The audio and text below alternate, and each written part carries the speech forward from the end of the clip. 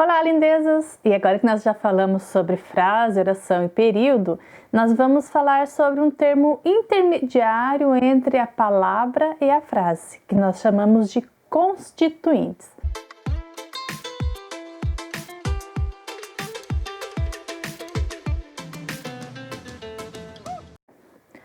Perini vai dar a seguinte definição: entendemos por constituintes certos grupos de unidades que fazem parte de sequências maiores, mas que mostram certo grau de coesão entre eles.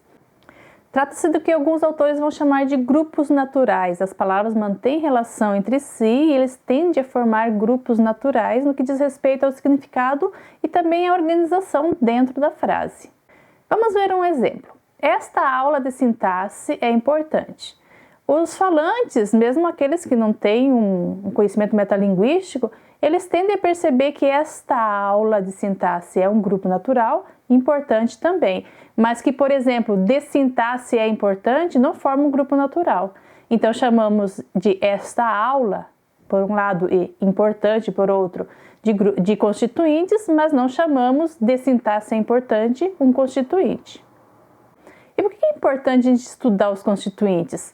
Bom, quando a gente percebe, a gente tem uma facilidade de perceber esses grupos naturais, esses constituintes, a gente consegue perceber mais facilmente os termos da oração.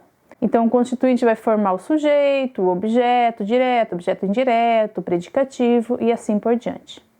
Perini vai dizer que às vezes os falantes têm uma intuição bem clara sobre os constituintes, mas outras vezes não é tão fácil assim de perceber como é que eles se organizam, qual sua extensão.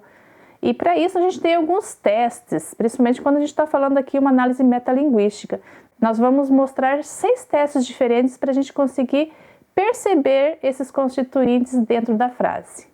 Agora, quando a gente quebra esse constituinte ou desfalca, deixa o manco, o falante comum consegue perceber que há um problema na frase. Talvez ele não consiga usar os termos metalinguísticos e dizer que é uma frase agramatical, mas ele consegue perceber um problema.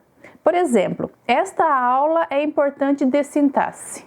Aí qualquer falante, mesmo ou não alfabetizado, vai conseguir perceber que há um problema na construção da frase. Ele não vai saber que esse problema é em relação ao constituinte especificamente, se ele não for um estudioso da língua, alguém que observa a descrição da língua. Mas ele consegue perceber essa frase como problemática. E como nós vamos nos adentrar no estudo da sintaxe, então, a partir do próximo vídeo, eu vou começar a mostrar alguns testes. Vou fazer um vídeo para cada teste para que fique mais curtinho, mais direto, mais enfático, beleza? Até mais e nos acompanhe.